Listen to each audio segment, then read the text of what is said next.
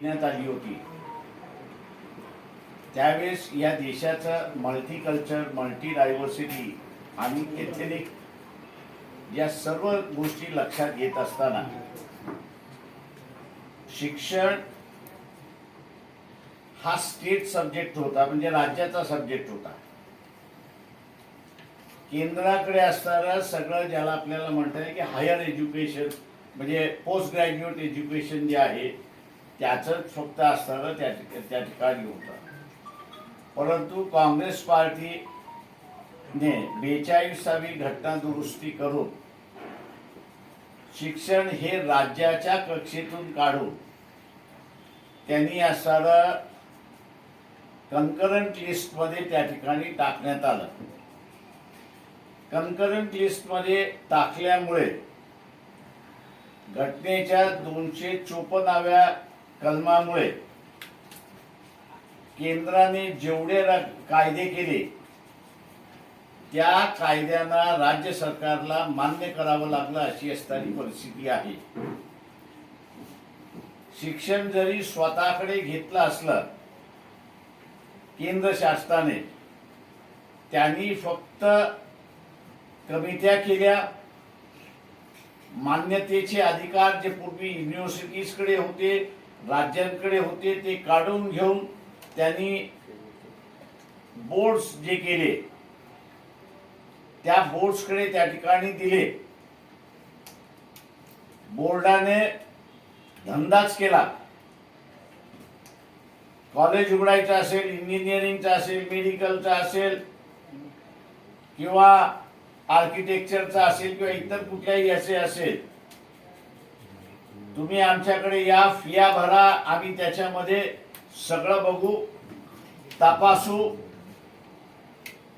आमच्या ऑनलाईनच्या बाहेरच्या फिया मिळाल्या तर तुम्हाला मान्यता, नाही तर मान्यता नाही. तेव्हा शिक्षण हे गरजेप्रमाणे जे पूर्वी होतं ते शिक्षण गरजेप्रमाणे त्या ठिकाणी राहिलं नाही,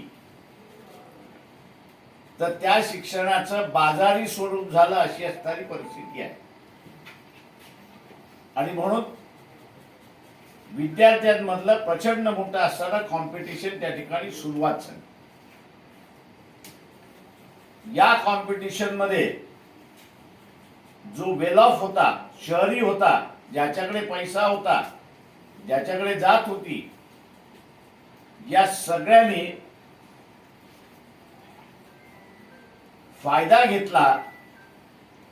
आणि आज आपल्याला असताना दिसतंय, ओबीसी असेल, बीजीएमटी असेल, एससी असेल, ट्रायबल असेल, हा या सेंट्रलाइज एक्झामिनेशन मध्ये मागे पडायला लागला, अशी असणारी परिस्थिती आहे. 42च्या घटनेच्या अगोदर आपण जर पाहिलं तर सर्वसमानपणे 40-42% हा जो गरीब विद्यार्थी आहे, मग तो सवर्णामधला सुद्धा गरीब विद्यार्थी असेल, त्याला स्टेट एज्युकेशन असल्यामुळे त्याला ऍडमिशन मिळायचं, अशी असणारी परिस्थिती आहे. पण हे सेंट्रलाइज एक्झामिनेशन झाल्यानंतर हा जो निग्लेक्टेड क्लास आहे, वंचित वर्ग जो आहे, मग तो एससी मधला असेल, ट्रायबल मधला असेल, ओबीसी मधला असेल, बीजेएमपी मधला असेल किंवा सवर्णामधला गरीब विद्यार्थी असेल,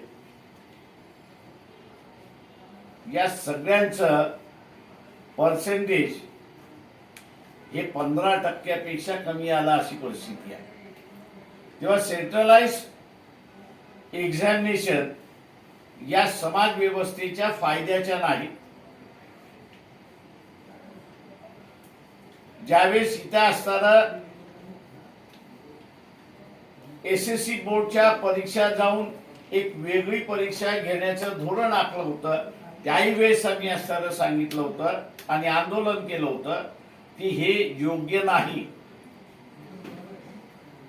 बोर्डाची तपासण्याची पद्धत ही वेगळी आहे आणि तुम्ही असणारं जे सेंट्रलाइज, म्हणजे त्यावेळेस राज्यापुरतं सेंट्रलाइज करण्यात होतं, ते जे तुम्ही असताना करताय हे दोन डिफरंट आहेत. आणि म्हणून जो नीट मध्ये पहिला आलेला विद्यार्थी आपल्याला दिसतोय किंवा राज्याच्या सेंट्रलाइज एक्झामिनेशन मध्ये पहिला आलेला असताना दिसतोय, तोच SSC बोर्डामध्ये आपल्याला असताना हजाराच्या खाली होता अशी असणारी परिस्थिती आहे. किंवा जो बोर्डामध्ये पहिला आला होता, पहिले 10 आले होते, 100 आले होते, त्याच्यापैकी 2 किंवा 3% 2 किंवा 3च हे त्या सेंट्रलाइज एक्झामिनेशन महाराष्ट्राच्या दिसत होते अशी असणारी परिस्थिती आहे.